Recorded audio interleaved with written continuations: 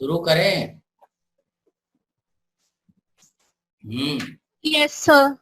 देखो, पिछले क्लास में एक तो हम लोग वो टेस्ट लिए थे, वो टेस्ट डिस्कस करना है। तो पहले हम आधा घंटा पढ़ा लें, उसके बाद फिर आधा घंटा टेस्ट डिस्कशन करेंगे। जो वेक्टर का टेस्ट लिए थे ना, वो डिस्कस करेंगे, ठीक है। तो पहले थोड़ा पढ़ा देते हैं, ठीक है, उसके बाद आगे बढ़ते हैं, ठीक है। तो अगला टॉपिक है हमारा, डेट इज कॉल्ड काइनेमेटिक्स, ठीक है। फिजिक्स का ये पहला चैप्टर होता है, फिजिक्स यहीं से स्टार्ट होता है। ऐसे इससे पहले लोग यूनिट एंड डायमेंशन भी पढ़ाते हैं, बट यूनिट एंड डायमेंशन क्या होता है, एक्चुअली रटने वाला चैप्टर है, ठीक है। सो यूनिट एंड डायमेंशन का हम तुमको एक सीट दे देंगे, वो थोड़ा याद कर लेना, क्योंकि स्कूल में यूनिट एंड डायमेंशन से भी क्वेश्चन पूछते हैं। हम लोग यूनिट एंड डायमेंशन आखिरी में पढ़ते हैं, ठीक है।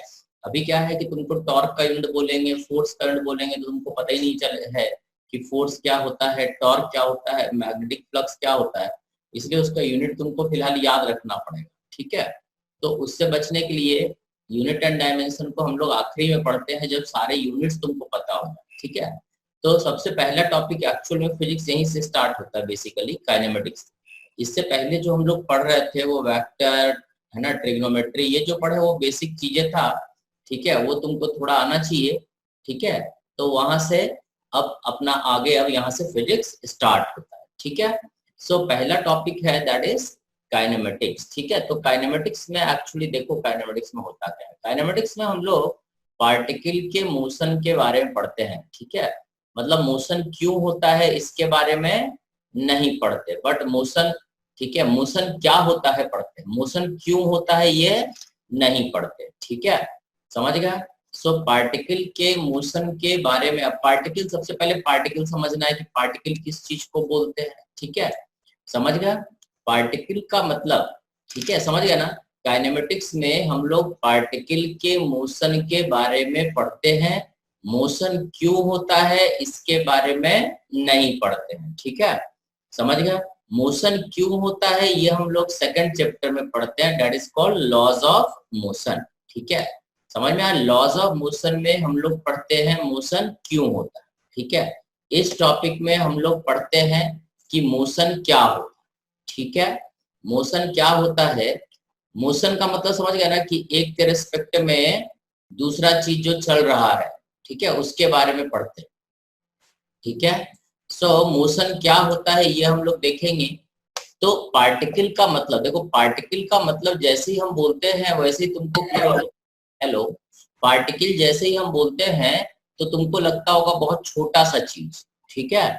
बहुत छोटे से चीज को हम लोग पार्टिकल बोलते हैं। बहुत छोटा का डेफिनेशन नहीं होता, ठीक है। बहुत छोटा किस चीज को बोले, तो ये बहुत छोटा जो है वो एक्चुअली डिफाइंड नहीं है। तो बहुत छोटा में हम लोग क्या करेंगे, जैसे मान लो ये हमारा अर्थ है, अगर हम अर्थ पे बैठ करके एक स्टार को देखे, मान लो ये स्टार को देखे, ये स्टार अपने को कैसा दिखता है रे? अर्थ पे बैठे बैठे एक ऑब्जर्वर अगर अर्थ पे बैठा हुआ है और यहाँ से स्टार को देख रहा है, तो स्टार कैसा दिखता है? स्टार कैसा दिखता है? एक छोटा सा पॉइंट ऑब्जेक्ट दिखता है, ठीक है, ठीक है, एक पॉइंट ऑब्जेक्ट दिखता है। क्योंकि ये पॉइंट ऑब्जेक्ट दिखता है इसलिए हम बोलते हैं कि स्टार क्या है, actually particle. But star actual में पार्टिकल नहीं होता है, समझ में आ। स्टार जो है एक्चुअल में पार्टिकल नहीं होता, ठीक है। तुम्हें पता है कि स्टार का जो साइज है वो अर्थ से कई गुना बड़ा होता है, ठीक है। जब हम इस स्टार को देख रहे होते हैं तो इस स्टार को हम कंपेयर किससे करते हैं? अर्थ और स्टार के बीच के जो दूरी है, ये जो डिस्टेंस है, इससे इसका साइज को कंपेयर करते हैं। जब हम स्टार और अर्थ के बीच के दूरी से स्टार के साइज को कंपेयर करेंगे तो स्टार को क्या मानते हैं? पार्टिकल। समझ में आ, ठीक है। तो स्टार बहुत छोटा तो नहीं है, ये बहुत बड़ा क्वांटिटी है, बट हम इसका साइज को कंपेयर किससे कर रहे हैं? आर से, और आर बहुत छोटा नहीं है, इसलिए हम बोल सकते हैं कि star is actually a particle as compare to this are. समझ में आ। इस आर के कंपैरिजन में ये स्टार जो है एक पार्टिकल जैसा बिहेव करता है, समझ गए? ठीक है। सो ये हमारा हो, समझ में आया बात? ठीक है। उसी तरह से जैसे मान लो ये अर्थ है और इसके साइड में मून, ठीक है, ये मून है, ठीक है। अर्थ और साइज के मून के बीच का डिस्टेंस के कंपैरिजन में अर्थ का साइज और मून का साइज को हम लोग क्या मानते हैं, 0, ठीक है। अगर हम मून पे बैठे हैं तो अर्थ को क्या मानेंगे, पार्टिकल, और अर्थ पे बैठे हैं तो मून को क्या मानेंगे, पार्टिकल। समझ में आया, ठीक है। तो पार्टिकल का मतलब होता है एक पॉइंट लाइक ऑब्जेक्ट, ठीक है। पार्टिकल का मतलब होता है एक पॉइंट लाइक ऑब्जेक्ट जिसका साइज डिफाइंड नहीं। पॉइंट लाइक ऑब्जेक्ट मतलब जैसे धरती, अपना धरती भी एक पार्टिकल है। अगर हम मून पे चले जाएं या किसी मंगल ग्रह पे चले जाएं तो वहां से बैठ के हम क्या बोलेंगे, earth is a very small object, ठीक है। क्योंकि जब हम अर्थ को वहां से देख रहे होंगे तो बोलेंगे कि अर्थ का size as compare to distance क्या है, बहुत छोटा है, ठीक है। सो पार्टिकल बोलने के लिए ऑब्जेक्ट को बहुत छोटा होना जरूरी नहीं, ठीक है। बट हाँ सर पार्टिकल की एक और डेफिनेशन बता दीजिए। पार्टिकल का मतलब होता है, particle means a point like object need not be very small, ठीक है। समझ में आया, ठीक है। पार्टिकल का मतलब हुआ पॉइंट लाइक ऑब्जेक्ट नीड, ये नीड है रे, NEE, need not be very small, ठीक है। बहुत छोटा होना जरूरी नहीं है, ठीक है। जैसे अर्थ, अर्थ और सन, जैसे ये हमारा अर्थ है और अर्थ से बैठ करके अगर हम एक स्टार को देख रहे हैं तो ये स्टार हमको क्या दिखता है, star appear to be a particle. लेकिन जब हम देखें तो तुम्हें पता होगा कि स्टार क्या है, सूरज के जैसा ऑब्जेक्ट है, सूरज से भी कई गुना बड़ा होता है, बट स्टिल हम स्टार को क्या बोलते हैं, पार्टिकल। समझ में आया, ठीक है। सो पार्टिकल होने के लिए ऑब्जेक्ट को बहुत छोटा होना जरूरी नहीं है। अब हम एक एग्जांपल और देते हैं, जैसे मान लो फॉर एग्जांपल, एक एग्जांपल और लेते हैं, जैसे ये कार है, ठीक है। अब देखो ध्यान दो, ये कार है, इस कार का लेंथ मान लेते हैं, इस कार का लंबाई कितना मान ले रहे, 4 मीटर मान लेते रहे, बड़ा है थोड़ा, ठीक है। अब ये कार 4 मीटर लंबा है, ठीक है। ये ए से बी गया, ठीक है, ये 10 मीटर है। अब तुमसे पूछे कि भाई ये कार कितना चला, अगर कार ए से बी गया है, कितना दूर गया है, 10 मीटर, ठीक है। अब तुमसे पूछे कि what is the total distance travel by car, तो क्या बोलोगे, what is distance travel by car. अब देखो यहाँ पे तुम्हारे लिए बहुत बड़ा समस्या है कि अब डिस्टेंस ट्रेवल बाय कार क्या बोलोगे, तो ये बोलना बड़ा मुश्किल काम है। अब देखो कि क्या होगा, इस कार को अपन देखते हैं, हम कार का एक फिगर बनाते हैं, पूरा एकदम सही नहीं बनेगा। जैसे ये कार है, 4 मीटर लंबा था, ये ऐसा चला, ठीक है, यहां से चला और मान लो ये ऐसा खड़ा, ठीक है। तो ये अब कार को अगर बोला जाए तो कार का हेड से लेके यहाँ तक का दूरी कितना हो जाएगा, ये हो जाएगा 6 मीटर। कार का जो बैक पोर्शन है और फ्रंट पोर्शन है उसके बीच का दूरी कितना हो गया, 6 मीटर। अब तुमसे पूछे कि कार कितना चला, तो ये बड़ा मुश्किल काम है, क्योंकि यहाँ तक का दूरी अगर देखें, यहाँ से यहाँ तक का दूरी देखे तो ये हो जाएगा कितना, 14 मीटर। अब हम कार का दूरी 6 मीटर बोले, 10 मीटर बोले या 14 मीटर बोले, ये 3 ऑप्शन हो गया, ठीक है। अगर बोले कार का हेड और टेल के बीच का दूरी चला गया, दूरी तो कितना हो गया, ये 14 मीटर, ठीक है। कार का हेड से हेड का दूरी 10 मीटर, हेड से ये बैक का दूरी 6 मीटर। अब यहाँ पे कार को, क्योंकि कार का लेंथ तो 4 मीटर है, बट अगर ये 10 मीटर चलता है तो कार को हम लोग पार्टिकल नहीं बोलेंगे, हेयर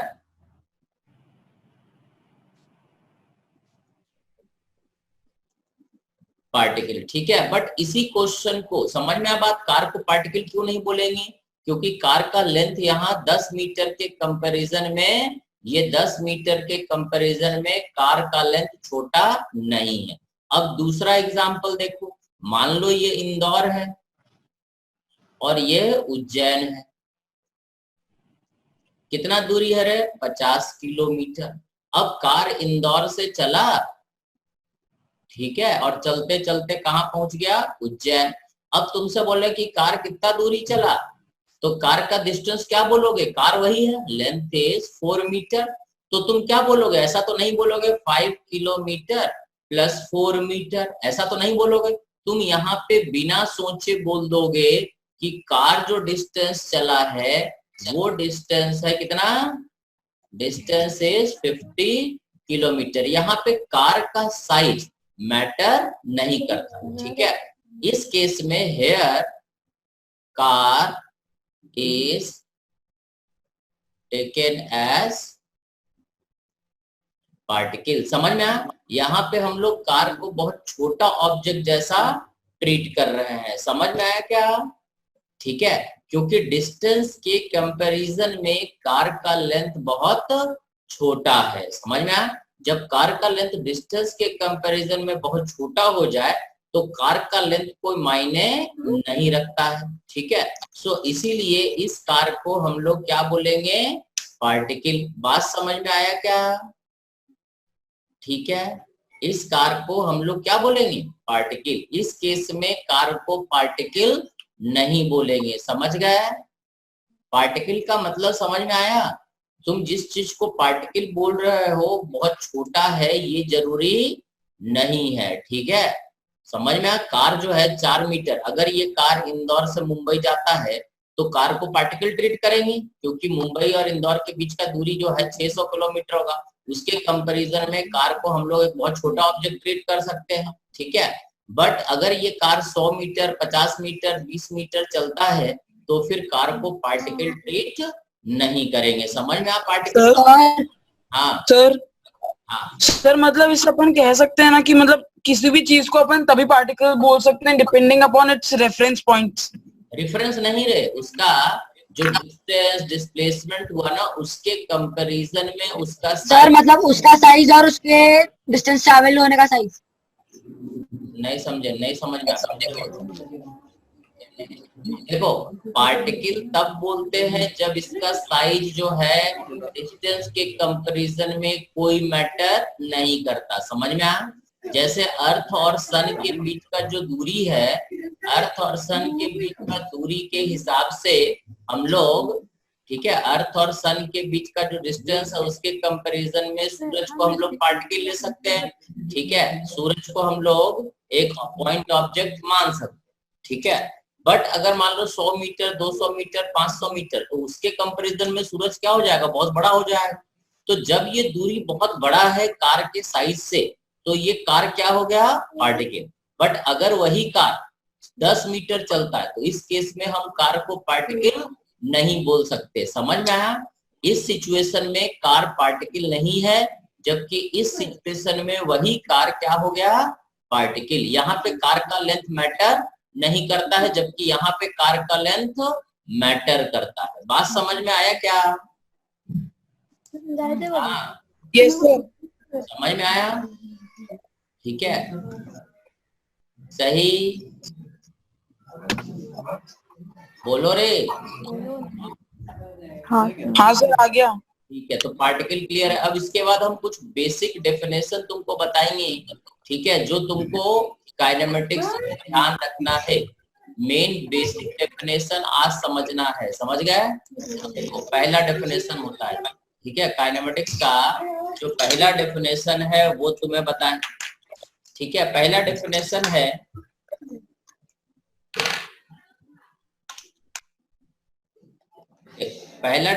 है ठीक है, कुछ जो बेसिक डेफिनेशन होता है। अब देखो पहले मोशन तुमको बता दे फिर डेफिनेशन में आते हैं। मोशन कितने तरह के होते हैं, मोशन बेसिकली, ठीक है, ये जो 11th का चैप्टर है इसमें टोटल मिला के 10 चैप्टर है, ठीक है। और इस 10 चैप्टर में हम लोग सिर्फ और सिर्फ मैक्सिमम मोशन के बारे में ही पढ़ते हैं, ठीक है। तो मोशन क्या होता है, पहला मोशन ट्रांसलेशनल मोशन बोलते हैं जिसको, ठीक। ट्रांसलेशनल मोशन जो होता है, ठीक है, इस चैप्टर में और इसके अगले चैप्टर में, ठीक है, अपने को ट्रांसलेशनल मोशन के बारे में ही पढ़ना है। ट्रांसलेशनल मोशन मतलब कि एक पार्टिकल का मोशन, समझ में आ, ये पार्टिकल मोशन, एक पार्टिकल के मोशन को हम लोग ट्रांसलेशनल मोशन बोलते हैं। ट्रांसलेशनल मोशन को तुम लोग अभी हम ट्रांसलेशनल मोशन को एक्सप्लेन करेंगे, ठीक है, कि ट्रांसलेशनल मोशन होता क्या है। ठीक है, अपने को इस चैप्टर में मेनली ट्रांसलेशनल मोशन ही पढ़ना है, इसी को अपन डिटेल में पढ़ेंगे। ठीक है, पहला चैप्टर यही है, दिस इज काइनेमेटिक्स। ठीक है, दूसरा तरह का जो मोशन होता है that is called rotational motion. जैसे पंखा है, तो पंखा जो है एक ही जगह पे ऐसे घूमता रहता है। ये फैन है, ये फैन क्या होता है, दिस इज फैन। ये जो मोशन होता है, जो पंखा घूमता है, दिस इज रोटेशनल मोशन। या पहिया घूमता है, दैट इज रोटेशनल मोशन। ठीक है, ये 5th चैप्टर। समझ में, 5वें चैप्टर में हम लोग सिर्फ और सिर्फ रोटेशनल मोशन ही पढ़ेंगे, समझ गए।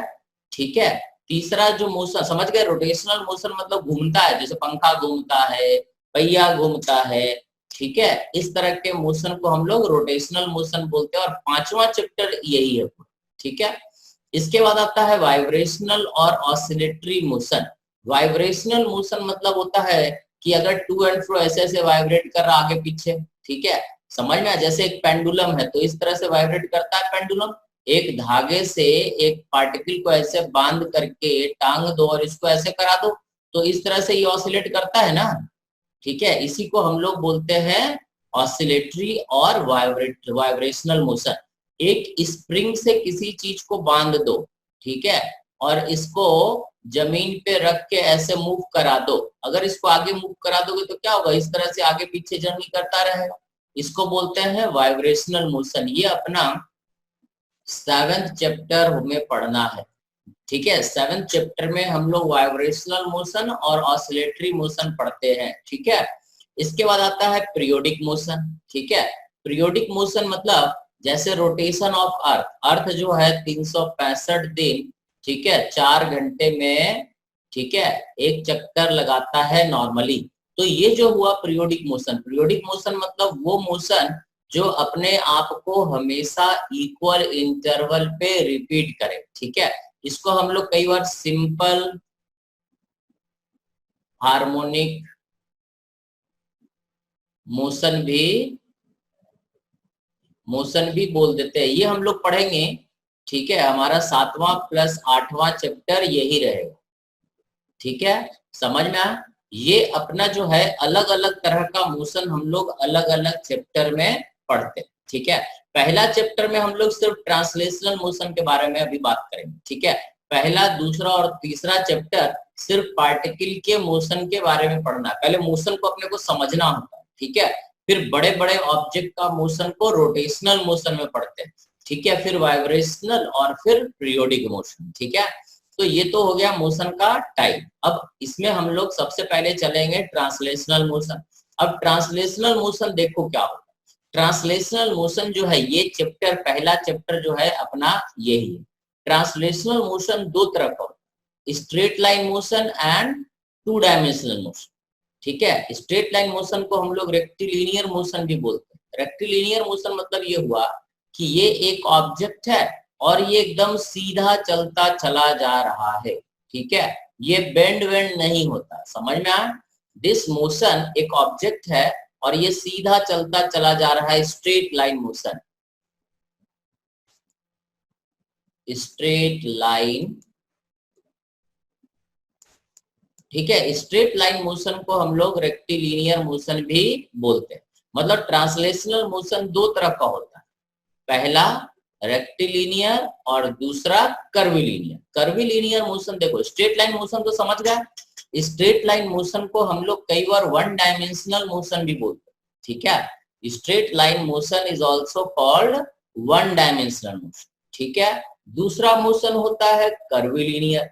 कर्विलिनियर मोशन का मतलब ये हुआ कि जैसे देखो, हम एक ऑब्जेक्ट लेते हैं, ठीक है, एक ऑब्जेक्ट लेते हैं ऐसा, और इसको हम मूव कराते हैं यहां से इस तरह से। ठीक है, ये हमारा ऑब्जेक्ट है और ये इस तरह से मोशन किया। अब इस मोशन को अपने को समझना है कि मोशन हुआ क्या। ठीक है, तो इसको अब हम बनाते हैं। देखो, ये एक ऑब्जेक्ट था, ये एक बड़ा सा ऑब्जेक्ट था, ये मूव किया ऐसे और यहाँ पहुंच गया।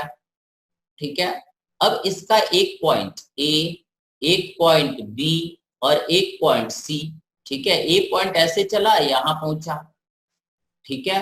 बी पॉइंट यहां से चल के यहां पहुंच गया, सी पॉइंट यहां से चल के यहां पहुंच गया, ठीक है। हर पॉइंट का डिस्टेंस जो है बराबर बराबर डिस्टेंस चला, ठीक है। ये ऑब्जेक्ट घूमा नहीं, ठीक है। ये जो है पाथ जो है कर्व, बट हर पार्टिकल इसका बराबर बराबर डिस्टेंस ट्रेवल किया। ए पार्टिकल जितना दूरी चला, बी पार्टिकल भी उतना ही दूरी चला, सी पार्टिकल भी उतना ही दूरी चला। तो इस तरह के मोशन को हम लोग कर्वीलिनियर मोशन बोलते हैं, या इसी को टू डायमेंशनल मोशन बोलते हैं। टू डायमेंशनल मोशन जैसे एक पत्थर को फेंक दो, ठीक है। जैसे मान लो ये जमीन, ठीक है, यहां से पत्थर फेंके तो ये पत्थर ऐसे जाके ऐसे गिरता है, ऐसे गिरता है ना, ये पत्थर ऐसे जाके ऐसे गिर जाता। तो ये पत्थर का जो मोशन हुआ, this is two dimensional motion, ठीक है। दो प्लेन में अगर मोशन हो, ठीक है, that is called two dimensional motion. और अगर स्ट्रेट लाइन मोशन है, that is called rectilinear motion. समझ में आया? तो इस चैप्टर में हम लोग पहले रेक्टिलिनियर मोशन पढ़ेंगे, पहला स्टेप में रेक्टिलिनियर पढ़ेंगे और दूसरे में प्रोजेक्टाइल पढ़ेंगे। इसमें पहला आता है रेक्टिलिनियर मोशन, मतलब स्ट्रेट लाइन मोशन, ये पहला होगा। दूसरे में हम लोग पढ़ेंगे प्रोजेक्टाइल, ठीक है। और तीसरा इसमें जो प्रोजेक्टाइल एंड रिलेटिव वेलोसिटी। समझ में आया? तो दो डायमेंशनल मोशन में हमें दो चीज पढ़ना है, one is projectile motion and second is relative velocity, ठीक है। तो काइनेमेटिक्स में ये बेसिकली तीन चीज पढ़ना है, वन डायमेंशनल मोशन, दूसरा हो गया प्रोजेक्टाइल मोशन, तीसरा हो गया रिलेटिव वेलोसिटी। समझ में आया? ठीक है। तो हम लोग यहाँ से समझ में आया ट्रांसलेशनल मोशन में क्या पढ़ेंगे अपन। ट्रांसलेशनल मोशन बेसिकली दो तरह का होता है, ठीक है, स्ट्रेट लाइन मोशन एंड, समझ में आ गया यहाँ तक? देख लो रे, ठीक है। स्ट्रेट लाइन मोशन और curvilinear motion. Straight line motion is one dimensional motion, और अगर कोई पार्टिकल कर्व पे चल रहा है तो इसको हम लोग बोलते हैं कर्वीलिनियर मोशन। लेकिन कर्वीलिनियर मोशन में क्या होना चाहिए, हर पार्टिकल का चला गया डिस्टेंस, ठीक है, ए का चला हुआ डिस्टेंस, बी का चला हुआ डिस्टेंस और सी का चला हुआ डिस्टेंस क्या होना चाहिए, बराबर, ठीक है। हर पार्टिकल अगर बराबर बराबर डिस्टेंस चलता है और स्ट्रेट लाइन नहीं चलता है तो इस तरह के मोशन को कर्वीलिनियर या टू डायमेंशनल मोशन बोलते हैं। बेसिकली काइनेमेटिक्स में हम लोग वन डायमेंशन और टू डायमेंशन के बारे में ही बात करेंगे। समझ में आया? कर्वीलिनियर मोशन थ्री डायमेंशनल भी हो सकता है, बट थ्री डायमेंशनल मोशन अभी जो है समझ में नहीं आएगा, ठीक है। तो यहाँ पे हम लोग बेसिकली फोकस करेंगे one dimension and two dimension पे, ठीक है। तो अब ट्रांसलेशनल मोशन का पहला पार्ट होता है रेक्टिलिनियर मोशन। तो अब जो है रेक्टिलिनियर मोशन अपने को शुरू करना है, बट इसको शुरू करने से पहले कुछ हम बेसिक टर्म्स तुमको डिफाइन करेंगे, ठीक है। पहले अपने को बेसिक टर्म समझना है, ठीक है, जो हम यूज करते हैं। तो बेसिक टर्म्स समझ गए? आता है? समझ गए हो? Yes sir, yes sir. देख लो, किसी को कुछ पूछना हो रेक्टिलिनियर कर्वीलिनियर तो बता दो। क्लियर है? चलो देखो पहला टर्म, ठीक है। पहला टर्म जो होता है some basic terms use in kinematic, ठीक है। पहला टर्म्स है रेफरेंस फ्रेम, ठीक है। रेफरेंस फ्रेम का मतलब ये होता है कि जैसे गाड़ी को चलते हुए देख रहे हो तुम, ठीक है, तो जहां से भी गाड़ी का मोशन को तुम कंपेयर कर रहे हो, जैसे गाड़ी चल रही तो पोल के रिस्पेक्ट में चल रही है या बिल्डिंग के रिस्पेक्ट में चल रही है ना, या किसी कोई मार्ग के हिसाब से तुम गाड़ी को देखते हो, रोड के हिसाब से चल रही है, तो जहां के हिसाब से हम मोशन को बैठ के देखते हैं। अगर यहाँ पे एक ऑब्जर्वर बैठ गया और यहाँ बैठ के अपना कोऑर्डिनेट सिस्टम बना लिया और यहाँ बैठ के सारा मेजरमेंट कर रहा है, जहां से ऑब्जर्वर बैठ के सारा मेजरमेंट करता है उसको हम लोग बोलते हैं रेफरेंस फ्रेम। समझ में आ? रेफरेंस फ्रेम समझ गए क्या? देखो हाँ सर। गाड़ी का मोशन जब हम देखेंगे तो कहीं बैठ के देखेंगे ना, तो जहां पर भी हम बैठ के देखेंगे, जहां पर भी ऑब्जर्वर बैठ जाएगा और वहां बैठ करके गाड़ी के मोशन को देखेगा या मेजर करेगा, ठीक है, तो उसी फ्रेम को, वो जो कोऑर्डिनेट सिस्टम बनाएगा एक्स वाई जेड एक्सिस, उसी को हम लोग रेफरेंस फ्रेम बोलते हैं। मतलब रेफरेंस फ्रेम का मतलब हुआ जहां से हम कैलकुलेशन करते हैं, ठीक है। जैसे गाड़ी चल रहा है तो देखेंगे अभी यहाँ पे है, वहां पे है, वहां पे है, तो जहां से भी हम बैठ के कंपैरिजन कर रहे हैं गाड़ी के मोशन को, उसी को हम लोग बोलते हैं रेफरेंस फ्रेम। समझ में आया? ठीक है, जहां से भी मोशन बैठ के हम देखेंगे उस पॉइंट को हम रेफरेंस फ्रेम बोलते हैं। समझ में आया क्या? सही? अरे सही रे। आया सर। ठीक है, रेफरेंस फ्रेम सर। समझ में आ गया। दूसरा टर्म्स जो होता है इसका, दैट इज कॉल्ड डिस्टेंस। अब यहां से टर्म्स देखो, डिस्टेंस। डिस्टेंस का मतलब ये हुआ कि जैसे ऑब्जर्वर यहाँ बैठा हुआ है, ठीक है, ओ का मतलब क्या है? ऑब्जर्वर, ठीक है। डिस्टेंस का मतलब हुआ एक पार्टिकल है यहाँ पे, ये ऐसे चलते चलते चलते यहाँ पहुंच गया रे क्यू पे, ये इस रास्ते से चलते हुए, पी से चलते हुए कहाँ पहुंच गया? क्यू पे, ठीक है। तो इस रास्ते पे अगर हम धागा रख दें और उस धागे का लेंथ ले लें, तो वो लेंथ को बोलते हैं डिस्टेंस। समझ गए? डिस्टेंस का मतलब हुआ length, length of actual path travel by particle. समझ में आया? Length of actual path travel by the particle is called distance. समझ में आया? Length of actual path travel by the particle is called distance. जैसे एक आदमी है, ये आदमी यहां से चलते हुए यहाँ गया 10 मीटर और वापस लौट आया, तो ये कितना दूरी चला रे टोटल? ठीक है, डिस्टेंस ट्रेवल बाय मैन क्या हो जाएगा? 20 मीटर गया और वापस लौट के 10 मीटर पीछे आ गया, तो टोटल डिस्टेंस हो गया 20 मीटर। समझ में आया? ठीक है, सीधे रास्ते पे गया तो हम मेजर कर लेते हैं, बट ऐसे टेढ़े मेढ़े रास्ते पे गया तो कैसे मेजर करेंगे? एक धागा लेंगे और इसके रास्ते पे ऐसे चिपकाते चले जाएंगे, ठीक है, और उस धागे को फिर यहाँ तक नाप लेंगे और इसको उठा करके, ठीक है, देख लेंगे उस धागे का टोटल लेंथ कितना है, तो वो लेंथ को ही हम क्या बोलेंगे? Distance travel by the particle. जब भी, अब देखो, जब भी हम बोलेंगे डिस्टेंस कैलकुलेट कर, तो डिस्टेंस मतलब टोटल लेंथ का हम बात कर रहे हैं, ठीक है, समझ गए? Total length of path travel by the particle is called distance, ठीक है। मतलब क्वेश्चन में बोलेगा calculate the distance travel by car, तो डिस्टेंस ट्रेवल बाय कार मतलब कार का चला गया दूरी, length of path covered by the car, इसको डिस्टेंस बोलते हैं। समझ गए डिस्टेंस का मतलब? ठीक है, पहला टर्म होता है डिस्टेंस। जो तुमको ध्यान रखना है, length of actual path travel by the particle. समझ में आया? डिस्टेंस का यूनिट जो होता है, या तो हम डिस्टेंस मीटर में बताते हैं, ज्यादातर डिस्टेंस हम मीटर में बताएंगे, बड़े डिस्टेंस को किलोमीटर में बताते हैं, ठीक है, उससे भी ज्यादा बड़ा डिस्टेंस को लाइट ईयर में बताते हैं। लाइट ईयर समझते हो? Distance travel by light in a year. जैसे दो स्टार के बीच का दूरी बताना है तो काय बताते हैं? लाइट ईयर, ठीक है। छोटे डिस्टेंस को मिलीमीटर में बताते हैं, उससे और छोटे डिस्टेंस को, ठीक है, नैनोमीटर में बताते हैं, और छोटे डिस्टेंस को एंगस्ट्रॉम में बताते हैं, उससे और छोटे डिस्टेंस को फर्मी में बताते हैं। समझ में आया? 1 किलोमीटर, समझ गए? छोटे डिस्टेंस को मिलीमीटर, सेंटीमीटर, नैनोमीटर, 1, समझ में आया क्या? अरे सही रे। 1 नैनोमीटर बराबर होता है 10 to the power -9 metre. 1 millimetre बराबर होता है 10 to the power -3 metre. 1 angstrom बराबर होता है 10 टू द पावर -10 मीटर, ठीक है। 1 फर्मी मतलब होता है 10 टू द पावर -15 मीटर।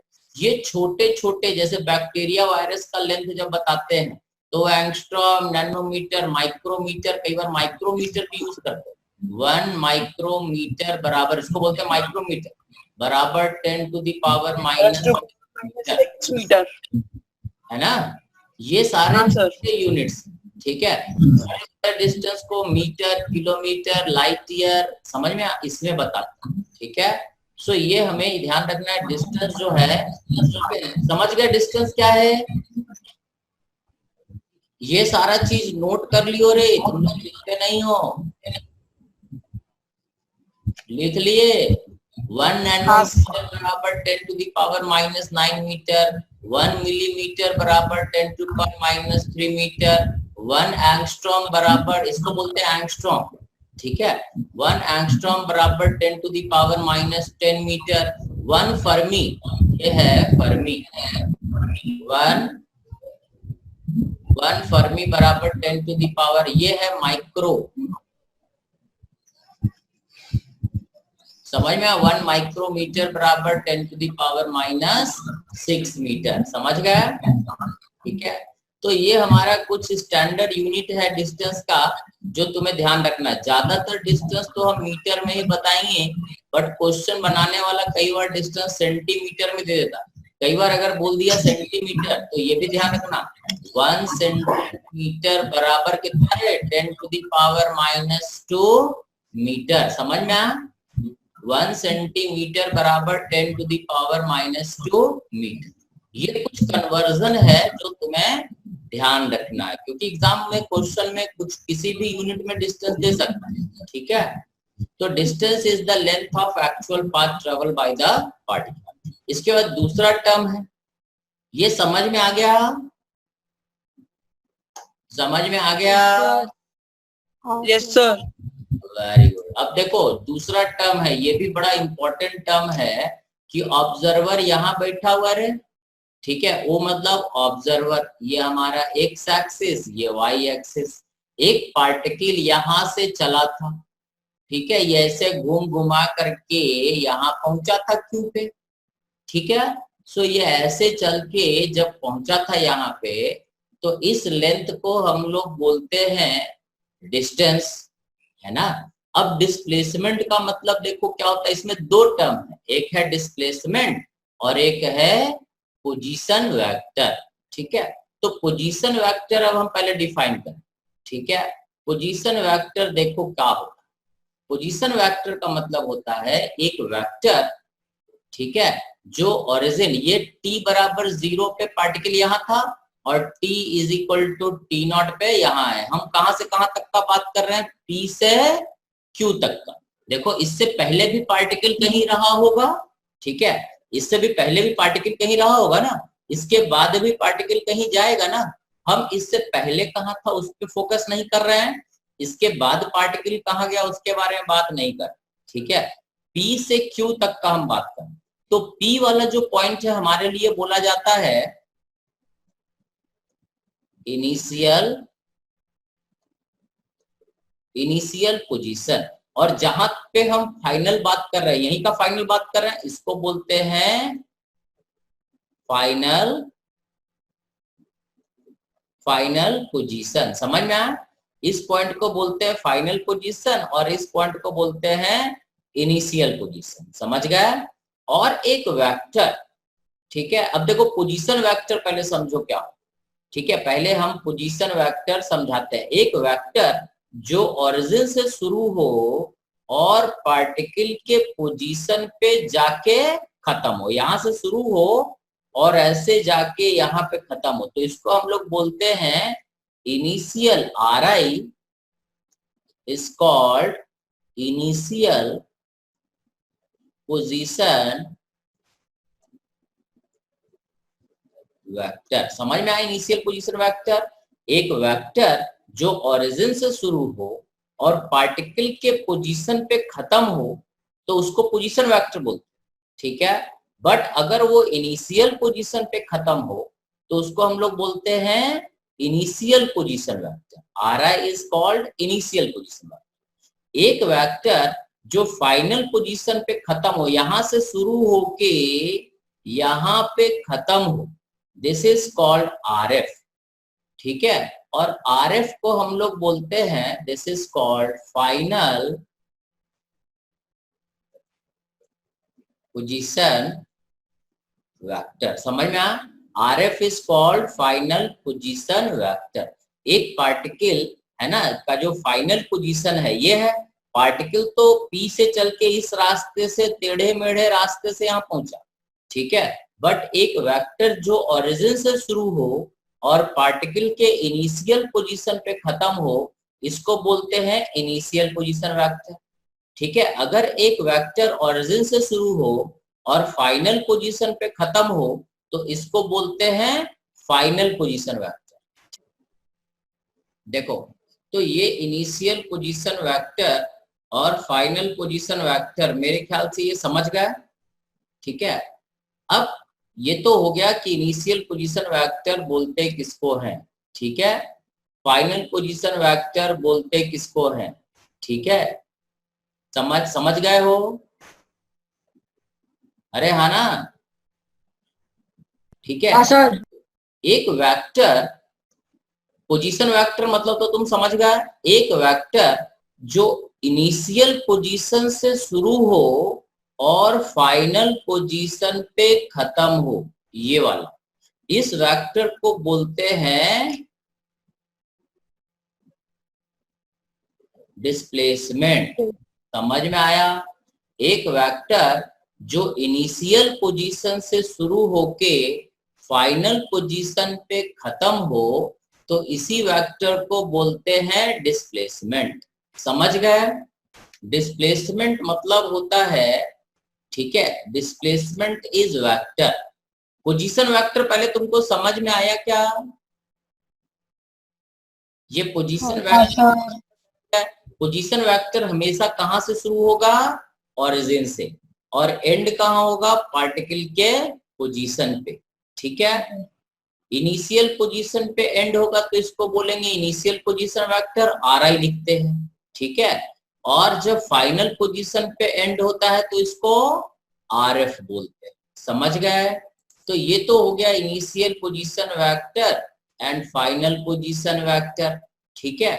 और इनिशियल पॉइंट से, ये जो पॉइंट P है क्या है? इनिशियल पॉइंट का मोशन यहीं से शुरू हुआ था, T = 0 का जो मोशन का पॉइंट होता है उसको इनिशियल पॉइंट बोलते हैं, ठीक। इनिशियल पोजीशन से शुरू होके फाइनल पोजीशन की तरफ जो हम एक वेक्टर बनाएंगे, इस वेक्टर को बोलेंगे डिस्प्लेसमेंट। समझ गए? अब डिस्प्लेसमेंट देखो फिर से क्या होता है, ठीक है। हम इसको फिर से थोड़ा सा एक्सप्लेन करेंगे। जैसे मान लो, ठीक है, कि ये हमारा कोऑर्डिनेट सिस्टम था, एक्स एक्सिस था और वाई एक्सिस था, ठीक है। पार्टिकल P से चला था और ऐसे चल के Q पे पहुंच गया था, यही रास्ते से चला था, ठीक है। ये हमारा क्या था रे? इनिशियल पोजीशन RI, है ना। ये हमारा क्या था? Final position RF। और ये हमारा क्या है? ये है डिस्प्लेसमेंट, है ना। अब ट्रायंगल लॉ के हिसाब से देखो, ये RI, छोटा फिगर बना रहे हैं, ये RI, ये डिस्प्लेसमेंट, और ये क्या है? RF। ऐसा ही है ना। ये ट्रायंगल को देखो, इस वेक्टर को देखो, इस वेक्टर को देखो और इस वेक्टर को देखो। इनिशियल पोजीशन, ये डिस्प्लेसमेंट, ये RF, ठीक है। ये तीनों वेक्टर को अगर हम देखें तो ट्रायंगल लॉ से ये सर और इसका हेड और इसका टेल जुड़ा हुआ है। So vector RI plus displacement vector is equal to RF by triangle law of addition. याद आया triangle law of addition of vector? Sir है ना। Triangle law of addition of vector के हिसाब से हम बोल सकते हैं RI plus displacement is RF और displacement is equal to RF minus RI, ठीक है। डिस्प्लेसमेंट का मतलब होता है फाइनल पोजीशन वेक्टर और इस RI को इधर भेज दिए तो माइनस RI। तो डिस्प्लेसमेंट का जो डेफिनेशन हुआ, this is defined as change in position vector. ये एग्जैक्ट डेफिनेशन है, समझ गए। डिस्प्लेसमेंट का मतलब तुम ये मत बोल देना कि shortest distance, shortest distance layman बोलता है। शॉर्टेस्ट डिस्टेंस, देखो डिस्टेंस जो है, डिस्प्लेसमेंट एक वेक्टर क्वांटिटी है, ठीक है। डिस्प्लेसमेंट एक वेक्टर क्वांटिटी है, समझ में आया। डिस्टेंस जो है इज स्केलर, ठीक है। डिस्प्लेसमेंट क्या है, डिस्प्लेसमेंट इज वेक्टर, समझ में आया। तो वेक्टर को तुम ये नहीं बोल सकते कि डिस्प्लेसमेंट का मतलब शॉर्टेस्ट डिस्टेंस बिटवीन इनिशियल और फाइनल पोजीशन, ये गलत होता है।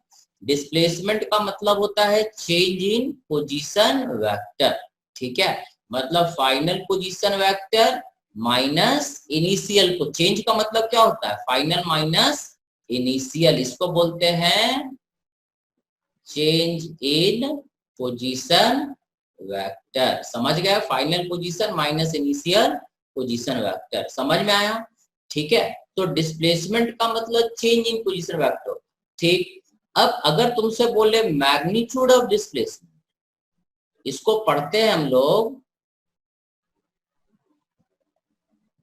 मैग्नीट्यूड ऑफ डिस्प्लेसमेंट, ठीक है। तो मैग्नीट्यूड ऑफ डिस्प्लेसमेंट को तुम बोल सकते हो shortest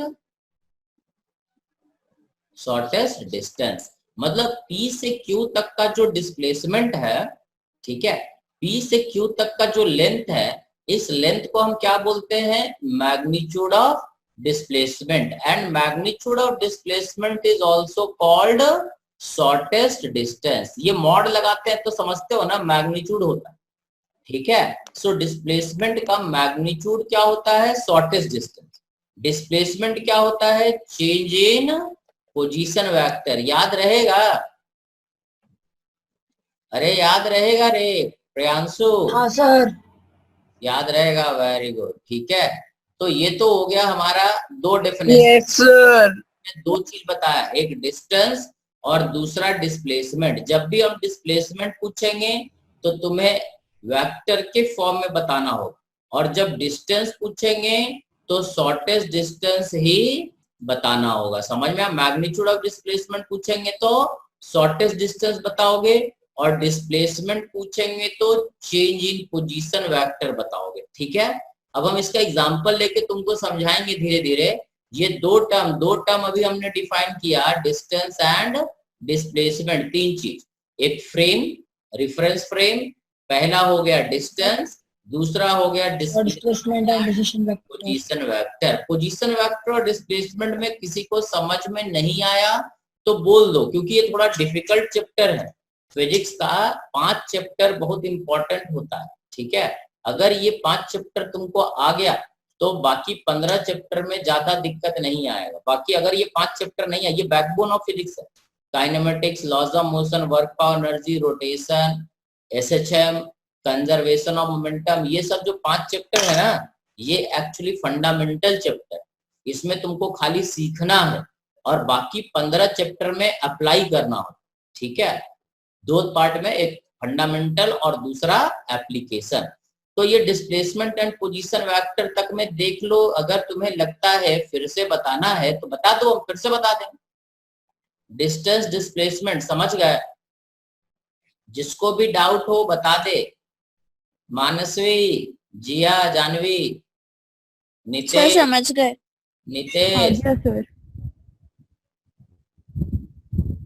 Shambhavi Bansal, Nitesh, yes sir समझ में आ रहा है। अरे वाह, ठीक है। तो अगला पार्ट में बढ़े। अब अगला पार्ट कल करेंगे रे, आज हम जरा डाउट बताते हैं। अब अगला पार्ट है average speed and instantaneous speed, ठीक है। अब पहले डाउट बता ले तुम लोग का पिछले टेस्ट का, ठीक है। बाकी दो लोग जो नए हैं वो 5:30 बजे, जिनको भी काइनेमेटिक्स ये सॉरी वेक्टर पढ़ना है, वेक्टर दो लोगों को पढ़ना है, प्रांशु और एक निशिका। और किसी को अगर वेक्टर पढ़ना है, ताहा, अगर तुमको वेक्टर पढ़ना है स्टार्टिंग से तो 5:30 बजे ज्वाइन करना आज, ठीक है। ताहा, अरे सो गए रे, अगर वेक्टर स्टार्टिंग से पढ़ना है तो फिर से एक बार ज्वाइन कर लेना 5:30 बजे। आज वेक्टर पढ़ाएंगे, एडिशन सब्ट्रैक्शन। ठीक है, अगर नहीं समझ में आया तो ठीक है फिर से सर। शाम को पढ़ सकते हो। जिसको भी वेक्टर छूटा हुआ है, प्रांशु, ठीक है प्रांशु, तुमको भी वेक्टर छूटा हुआ है, तुम भी शाम को आओगे 5:30 बजे। Yes sir. ठीक है, 5:15 बजे आ जाना फिर से। अब हम जरा डाउट, इन लोग का टेस्ट हुआ था वेक्टर का, वो डाउट डिस्कस करेंगे। बाकी चीज परसों पढ़ेंगे, एवरेज स्पीड, इंस्टेंटेनियस स्पीड परसों पढ़ेंगे। अब जरा हम वेक्टर का पहले डाउट डिस्कस करेंगे, ठीक है। तो अपन सीट खोलें, कई लोगों को डाउट आ रहा था, तो सीट जरा खोलें, समझाएं। Yes sir. हाँ बोलो। हमको समझाया। हाँ बोलो, कौन सा क्वेश्चन? जो टेस्ट में पेपर तुमको मिला 30 क्वेश्चन, देखो कौन कौन सा सर 16th। 16 में पहुंच जा। सीधा सीधा चलना, उल्टा पुल्टा नहीं। पहले 10 तक देखो, 1 से 5 तक में किसी को कुछ पूछना है तो बता दो। 1 से 5 नहीं पूछना है, ठीक है, सही। अब आगे बढ़ते हैं, 5 के बाद आता है, ठीक है, 5 से 10, 6 से 10 क्वेश्चन तक किसी को कुछ पूछना है? Question number 10। क्वेश्चन नंबर 10, ठीक है। देखो क्वेश्चन नंबर 10 बताते। अब देखो क्वेश्चन नंबर 10 है, the magnitude of x and y component of p r 7 and 6। ठीक है, देखो एक वेक्टर है, ठीक है। क्वेश्चन नंबर 6 में एक वेक्टर है, एक वेक्टर पी है, इसका एक्स कंपोनेंट जो है ये कितना है? ये 7 है और 6 है। मतलब वेक्टर पी को हम लिख सकते हैं 7i cap plus 6j cap, ठीक है। अब बोलता है कि p plus Q is a vector जिसका वैल्यू दिया हुआ है, p प्लस क्यू का वैल्यू दिया हुआ है कितना? p plus Q is a vector 11 along x and 9, है ना, 11 and 9। हाँ तो हो जाएगा p प्लस क्यू का 11i cap plus 9j cap, सही है। सो क्यू वेक्टर क्या हो जाएगा रे? 11i cap plus 9j cap minus vector p। तो ये हो जाएगा vector Q is 11i cap 9j cap minus p, p का मतलब 7i cap minus 6j cap. तो क्यू वेक्टर इज 11 माइनस 7 कितना हो जाएगा? 4i cap plus 3j cap. तो क्यू वेक्टर का कंपोनेंट क्या होगा? 4 और 3। समझ में आया बात? ठीक है। अब ये जो क्यू वेक्टर है हमारा, ये क्यू वेक्टर कैसा बनेगा? ये क्यू वेक्टर है हमारा ऐसा, ठीक है। ये क्यू वेक्टर हो गया, ये दूरी कितना है? 4, ये कितना है? 3। और अगर ये 4 और 3 है तो ये लेंथ कितना हो जाएगा? Root over 4 square plus 3 square. This is mod of vector q, ठीक है। 4 का रूट कितना होता है? 16 और 3 का 9। ये हो जाएगा root over 25 which is equal to 5। So mod of q is 5, ये लेंथ हो गया 5। समझ में आया? वेक्टर क्यू तो यही आएगा ना, 4i और 3j। चलो आगे बोलो। 7th वाला सर। 7, फिर बैक गियर मार दे रहे। हाँ sir. If a cross b is equal to this, तो कुछ नहीं करना है। देखो 7th question, a cross b is equal to a dot b, यही है ना।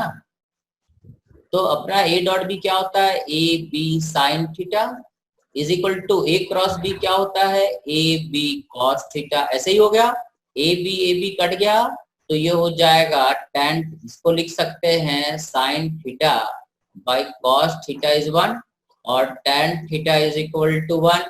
तो थीटा इज इक्वल टू कितना? 45 degree. This is the answer. 45।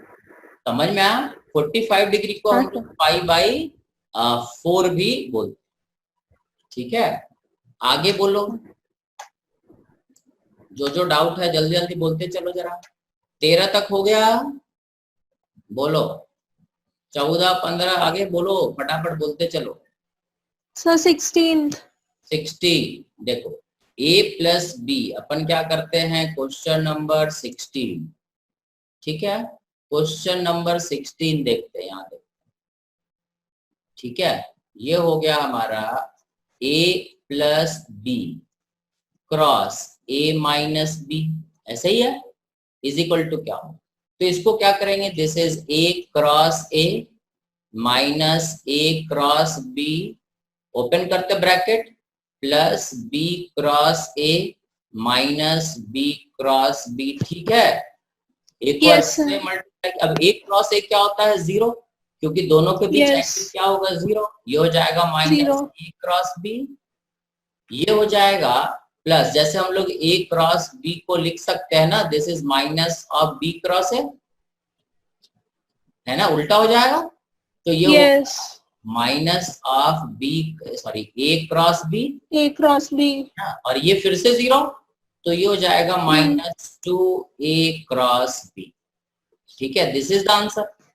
अब देखो कि ये कोई ऑप्शन है क्या इधर, इसमें ऐसा कोई ऑप्शन है, कहाँ गया क्वेश्चन, नहीं है ना, 16 का कोई भी नहीं है, तो answer is none of this.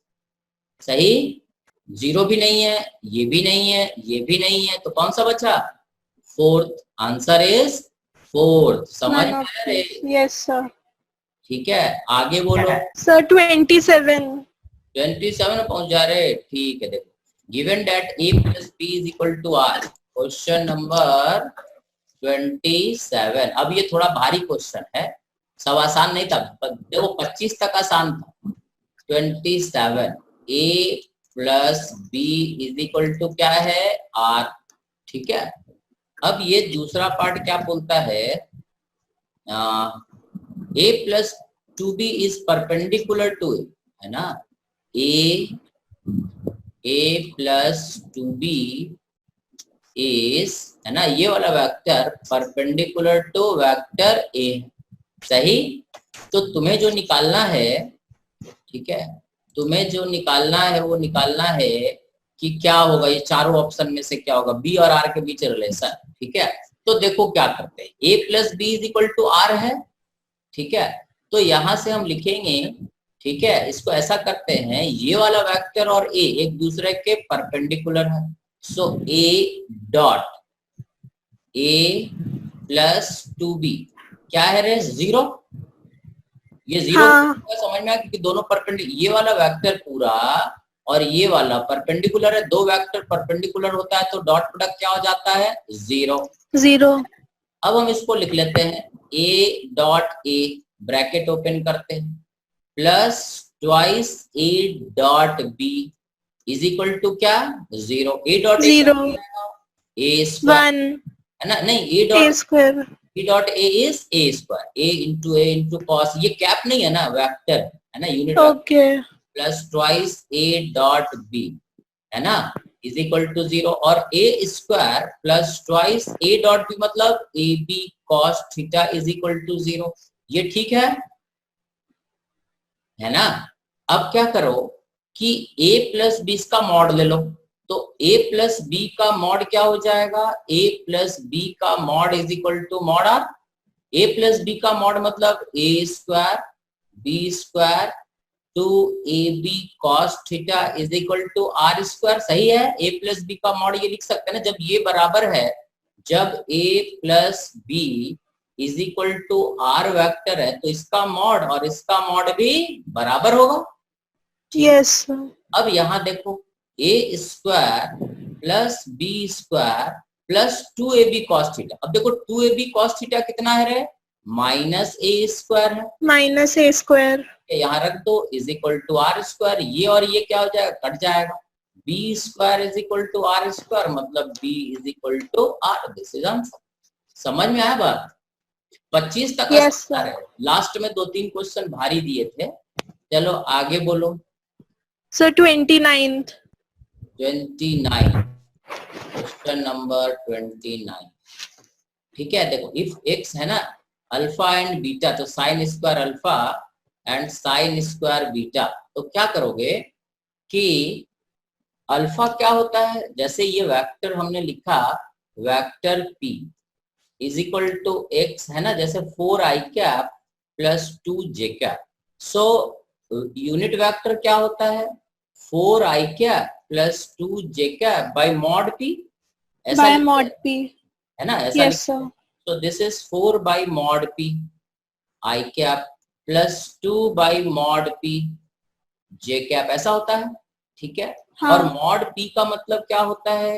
It is root over 4 square plus 4 square plus 2 square. तो 16 कितना हो जाएगा रे? 20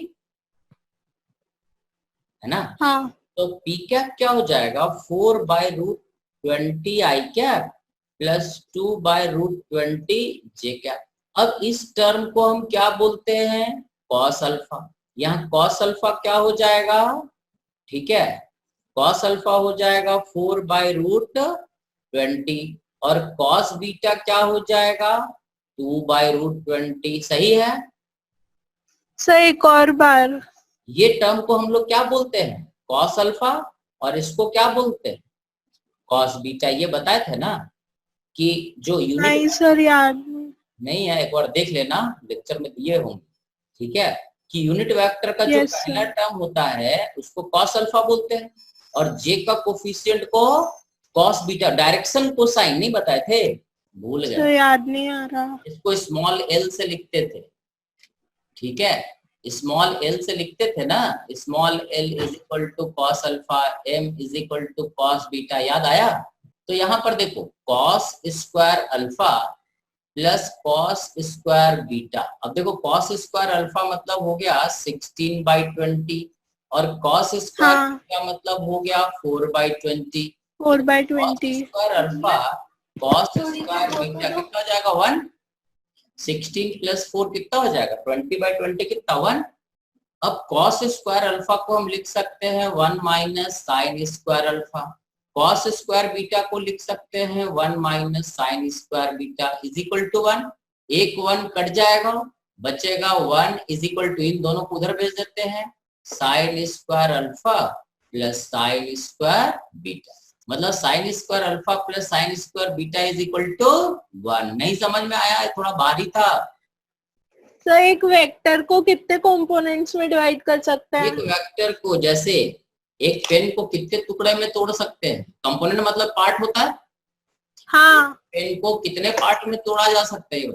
जितना मन कर उतने पार्ट में तोड़ सकते हैं ना। जैसे ये हाँ. वेक्टर है, ये वेक्टर है। ठीक है, अब देखो इसको, ये वेक्टर है, इसको हम ऐसा और ऐसा भी लिख सकते हैं। ये दोनों कंपोनेंट हो गए। हाँ. ये वेक्टर है, इसको हम ऐसा फिर ऐसा फिर ऐसा फिर ऐसा फिर ऐसा करके भी अच्छा ठीक है. कितने भी पार्ट में तोड़ा जा सकता, कितने वेक्टर को जोड़ के भी बनाया जा सकता है ना? Yes sir. तो ये वेक्टर का, एक पर्टिकुलर वेक्टर का कितना कंपोनेंट हो सकता है? मैक्सिमम तो इनफाइनाइट इन्फिनिटी. है ना, इनफाइनाइट हो सकता है ना? बोलो यस सर. और क्या दिक्कत है? और किसी को कोई डाउट है तो बताए रे। 18 13 30। ठीक है, 13 क्वेश्चन है, आई प्लस जे प्लस के कैप एंड आई कैप। तो कुछ नहीं करो रे, इसमें क्या है, एक वेक्टर है। ठीक है, हम जरा जगह देख लें। ठीक है, ये वेक्टर है, पी वेक्टर है, मान लो आई cap j cap k cap. ठीक है, सो ये हमारा वेक्टर है और एक्स एक्सिस के साथ इसका x axis, y axis, z axis ऐसे ही होता है। तो मॉड ऑफ पी क्या हो जाएगा? मॉड ऑफ पी हो जाएगा रूट ओवर, ये 1 है, यहाँ भी 1 है, यहाँ भी 1 है, तो 1 square 1 square 1 square it is root 3। सही है। और एक दूसरा वेक्टर है q which is equal to i cap. देखो p वेक्टर ये रहा, q वेक्टर ये रहा। अब p और q के बीच एंगल क्या होता है? तो हम लिख देंगे p dot q is equal to mod of p mod of q into cos theta. So p और q का डॉट प्रोडक्ट क्या हो जाएगा? I cap j cap k cap dot i cap. Mod of p कितना है? Root 3। Mod of q कितना है? 1 cos theta. सो आई, इसका डॉट प्रोडक्ट क्या हो जाएगा? I dot i 1, this is 1 root 3 into cos theta और cos theta is 1 by root 3। समझ में आया रे आंसर? नहीं समझ में? जानवी समझ में आया? कौन बोल रहा था क्या? एक बार और देखो p वेक्टर को हमने मान लिया आई कैप प्लस जे कैप प्लस के कैप और q वेक्टर को हमने मान लिया आई कैप। ठीक है, ठीक है। अब p वेक्टर का मॉड क्या होगा? हाँ, ओवर 1 स्क्वायर, ये स्क्वायर और यहाँ भी 1 है, रूट 3 हो गया। 1 स्क्वायर का रूट कितना हो जाएगा? रूट 3। क्यू वेक्टर का मॉड क्या होगा, आई कैप का मॉड, और आई कैप का मॉड क्या होता है 1। अब एंगल निकालना है तो डॉट प्रोडक्ट ले लेते हैं, p dot q, p dot q is equal to p into q into cos theta, सही है। और पी का मतलब हुआ आई प्लस जे प्लस के, और क्यू का मतलब हुआ आई कैप, ठीक है। इन दोनों का डॉट आई क्या होता है 1, आई डॉट जे क्या होता है 0, के डॉट आई क्या होता है 0, तो ये पूरा क्या हो जाएगा 1। और ये p का मॉड कितना है √3, q का मॉड कितना है 1, और ये कॉस थीटा, सो ये हो जाएगा 1, पूरा ये हो गया 1, और ये √3 into cos theta, so cos theta is 1/√3। सही है, नहीं समझा? हाँ सर, आ गया। आया बात समझ में? थोड़ा ट्राई करना, थोड़ा और सोचना जरा। ऐसे थोड़ा भारी भारी 5-6 क्वेश्चन थोड़ा भारी दिए थे, बाकी सब आसान था। चलो बोलो और कोई। Question number 30। 30 द डायगोनल, देखो पैरेललोग्राम का डायगोनल दिया हुआ है, ठीक है। अब पैरेललोग्राम का डायगोनल अगर दिया हुआ है तो अपन क्या करेंगे, ठीक है। ये पैरेललोग्राम का डायगोनल, जैसे पैरेललोग्राम कैसा होता है, ऐसा होता है ना, ठीक है। ये होता है, ये वेक्टर को a मान लो, इसको b मान लो, तो ये b रहेगा, ये a रहेगा, ऐसे ही होगा ना रे, ठीक है, सही है। डायगोनल मतलब ये है, और एक डायगोनल मतलब ये है, ठीक है। तो ये डायगोनल जो बनेगा, ये बनेगा पहला डायगोनल, b मान लेते हैं, इसको b मान लेते हैं, तो क्या हो जाएगा वेक्टर a प्लस b, ठीक है। Vector a plus vector b is p, और q क्या हो जाएगा, ये q जो होगा क्या होगा, यहां से यहाँ तक this is vector b minus vector a। बात समझ में आया? ये वेक्टर डायगोनल q, एक p डायगोनल है जो सम से निकलता है, और एक q डायगोनल है जो डिफरेंस से निकलता है।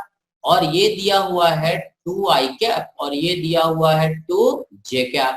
इन दोनों को जोड़ देते हैं, इन दोनों को जोड़ेंगे तो 2b वेक्टर, इन दोनों को ऐड कर देते हैं, तो ये हो जाएगा a, और ये कट जाएगा 2b is 2i plus 2j, so b is equal to i cap plus j cap.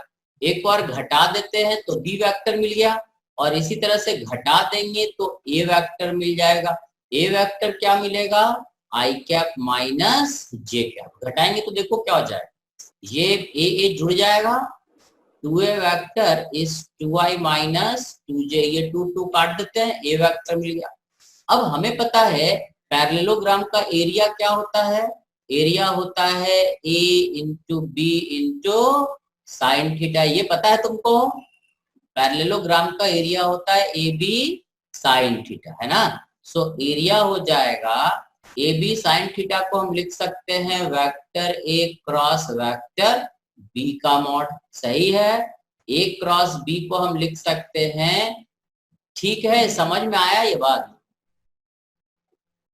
हाँ सर। ठीक है। So vector a cross vector b is a into b into sine theta, यही होगा ना। इन दोनों के बीच अगर एंगल थीटा, तो एरिया ऑफ पैरेललोग्राम क्या होता है, ए बी साइन थीटा।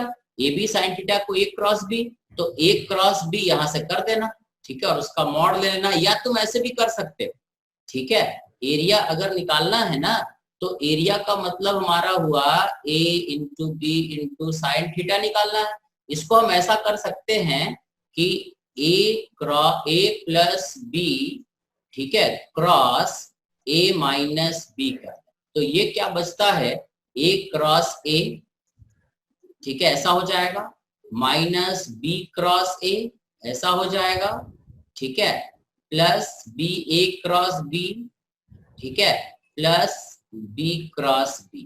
ये तो 0 हो गया, बच गया क्या, माइनस 2b क्रॉस a, और माइनस 2b क्रॉस, समझ गए क्या, माइनस 2b क्रॉस a का मॉड अगर लेंगे तो ये हो जाएगा हमारा 2ba साइन थीटा। मतलब जो भी, मतलब एरिया हम लिख सकते हैं, एरिया इज इक्वल टू ठीक है, a plus B cross a minus b, ठीक है, या b माइनस ए का आधा, दिस इज एरिया, क्योंकि हमें ए बी साइन थीटा चाहिए। अब देखो a प्लस बी कितना है 2i कैप, तो ये लिख देते हैं 2i cap cross 2j cap by 2, 2 cut जाएगा, ये कितना हो जाएगा रे 2, और i क्रॉस i कितना, i क्रॉस j के कैप मॉड ले लेंगे तो कितना हो जाएगा 2, सो एरिया हो जाएगा। नहीं समझ में आया? आ गया सर। अरे वाह, देखना जरा एक बार फिर से सोचना, हम फिर समझा देंगे, एक बार और ट्राई करो, परसों फिर एक बार थोड़ा समझा देंगे, क्योंकि थोड़ा दिक्कत है, ये थोड़ा भारी क्वेश्चन है, ठीक है, ठीक है, परसों इसको पढ़ते हैं, थोड़ा थोड़ा पढ़ो तो टेस्ट का थोड़ा तैयारी करके। अब काइनेमेटिक्स का हमको पैकेज भेजना है, ठीक है, काइनेमेटिक्स का जो पैकेज है वो भेज देंगे, पहला चैप्टर, ठीक है, तो इसको देख लो, किसी को और कोई डाउट है तो बता दो। ये थोड़ा भारी है, वेक्टर थोड़ा फिर से एक बार लेक्चर देखना, फिजिक्स में वेक्टर सबसे इंपॉर्टेंट पार्ट है, 90% वेक्टर है फिजिक्स में। अभी तुम देखो जैसे काइनेमेटिक्स शुरू किया वेक्टर आ गया ना, 90% वेक्टर फिजिक्स में होता है और 10% स्केलर। चलो अब अगले दिन पढ़ते रहे, है ना, चलो अगले दिन पढ़ते हैं, और कुछ पूछना है तो बता दे। नहीं सर। चलो अगले दिन पढ़ते, बाय।